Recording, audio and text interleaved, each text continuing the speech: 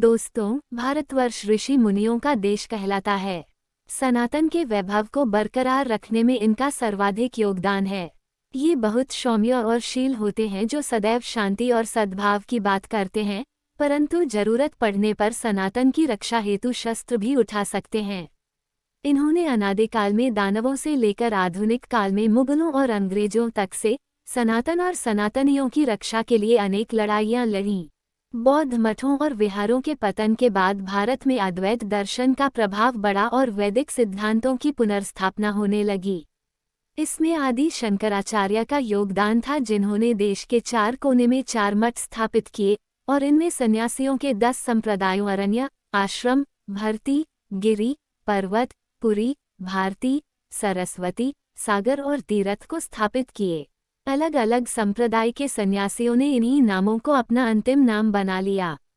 इससे उनके संप्रदाय की स्वतः पहचान हो जाती है। शंकराचार्य द्वारा स्थापित शैव संप्रदाय के सन्यासी ही दशनामी कहलाए। दशनामी में कई नागा भी हुए, जिनका युद्ध का पुराना इतिहास रहा है। अखाड़े के सदस्य शास्त्रों के साथ शस्त्र विद्या में भी निपुण होते। अगर हम हमारे इतिहास को देखें तो पता चलेगा कि किस प्रकार इस्लामी आक्रांताओं से मंदिरों और धर्म की रक्षा के लिए साधु सन्यासियों ने अपनी जान तक दांव पर लगा दिया था। आज ऐसे कई मंदिर हैं जो औरंगजेब के समय ध्वस्त होकर मस्जिद बनने से बच गए। उसमें तत्कालीन शासकों के साथ नागा साधुओं का बड़ा योगदान है।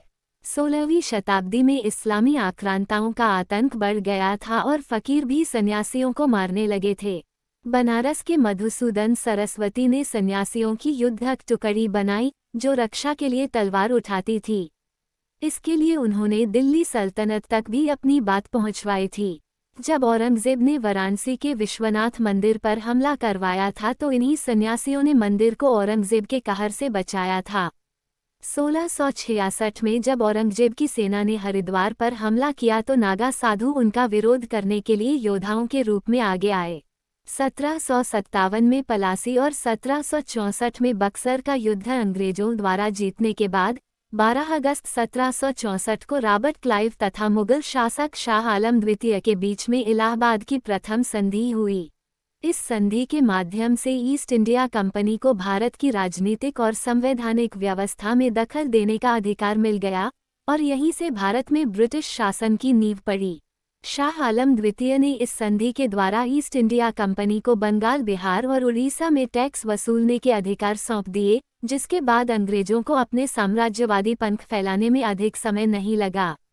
अंग्रेजों ने टैक्स में बेतहाशा वृद्धि कर दी। इसी बीच सन 1770 में इन क्षेत्रों में भयानक अकाल पड़ा।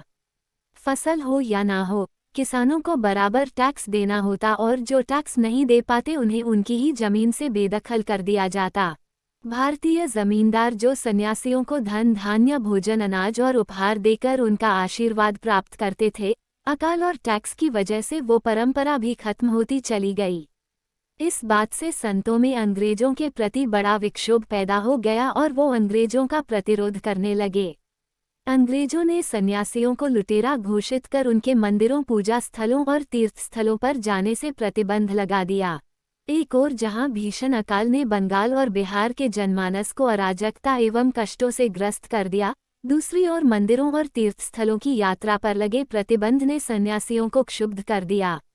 बड़ी संख्या में बेदखल किए गए छोटे जमींदार, बेकारी और भूख से पीड़ित मुगल सेना के सैनिक और अकाल से विस्थापित ग्रामीण सन्यासियों के साथ जुड़ गए। बड़ी बात तो यह है कि फकीरों ने भी सन्यासियों का साथ दिया था, क्योंकि अकाल की वजह से उनकी भी जान पर बन आई थी। सन्यासियों को गांवों और बस्तियों में जाने से रोका जाने लगा। कुंभ और सिंगस्त में भी इन्हें परेशान किया गया, लेकिन उन्होंने अपनी पुरातन परंपरा जारी रखी। सन्यासी विद्रोह भारत का पहला ब्रिटिश विरोधी स्वतंत्रता संग्राम था। सशस्त्र सन्यासियों ने जनता के साथ मिलकर अंग्रेजी कोठियों, कारखानों तथा सरकारी खजानों को लूटकर गरीबों में बांटना शुरू कर दिया। ये विद्रोही सैकड़ों और हजारों की तादाद में अपने नेता के नेतृत्व में चलते थे। पंडित भवानी चरण पाठक बंगाल में ब्रिटिश शासन के खिलाफ सन्यासी विद्रोह के मुख्य नायक थे। उनकी अगुवाई में सन्यासियों ने जलपाईगुड़ी के मुर्शिदाबाद और वैकुंठपुर जंगलों में कई सशस्त्र युद्ध किए। सन्यासी विद्रोहियों का पहला हमला ढाका की ईस्ट इंडिया कंपनी की कोठी पर हुआ। रात के अंधेरे में सन्यासियों ने कोठी को घेर लिया और ओम वंदे मातरम का नारा बुलंद कर उस कोठी पर कब्जा कर लिया। सन 1763 में सन्यासी रामपुर के अंग्रेजी कोठी की सारी धन दौलत उठा ले गए।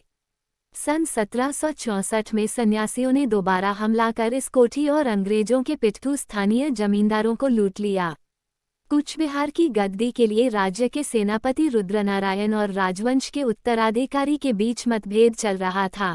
सेनापति रुद्रनारायण ने अंग्रेजों से मदद मांगी, जिससे राजवंश के उत्तराधिकारी ने बाध्य होकर बंगाल के सन्यासी विद्रोहियों की सहायता मांगी। अंग्रेज सेनापति लेफ्टिनेंट मॉरिसन के पहुंचने के पहले ही सन्यासियों ने कूच बिहार पर कब्जा कर लिया। सन 1766 में दीनहट्टा में सन्यासी विद्रोहियों ने एक बार फिर मॉरिसन की सेना को पराजित किया। सन 1767 में सन्यासी विद्रोहियों ने पटना की ईस्ट इंडिया कंपनी की कोठी और अंग्रेजों के वफादार जमींदारों को लूट लिया। 5000 सन्यासियों की सेना ने सारन के किले पर अधिकार कर लिया। फकीरों के मुख्य नेता मजमून शाह थे, जिन्होंने संघर्ष जारी रखने को प्रेरित करने के लिए विभिन्न स्थानों की यात्रा की। मजमून शाह की मृत्यु के बाद उनके भाई मूसा शाह ने नेतृत्व संभाला। 1766 में उत्तर बंगाल और नेपाल की सीमा के पास लकड़ी कटवाने गए अंग्रेजों के प्रतिनिधि माटेल को सन्यासियों ने पकड़ लिया और मृत्यु दंड दिया। 1769 में कैप्टन मैकेंजी और लेफ्टिनेंट किथ की सेना को सन्यासी विद्रोहियों ने पूरी तरह से खत्म कर दिया। सन 1771 के अंत में मजमून शाह के नेतृत्व में 2500 विद्रोहियों की सेना ने उत्तर बंगाल के अंग्रेजी कोठियों को लूटा। मार्च 1773 में सन्यासी विद्रोहियों ने अंग्रेजी सेनापति कैप्टन एडवर्ड्स को मार दिया और उसकी पूरी सेना नष्ट कर दी। इस युद्ध में एक भारतीय सूबेदार ने कई सिपाहियों को साथ लेकर सन्यासियों की मदद की थी।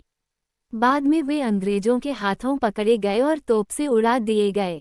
सन्यासी विद्रोहियों के कार्यकलापों और उनके साथ किसानों के सहयोग को बढ़ता देख गवर्नर होस्टिंग्स ने घोषणा की कि जिस गांव के किसान विद्रोहियों की खबर देने से इनकार करेंगे या उनकी मदद करेंगे, उन्हें सजा दी जाएगी।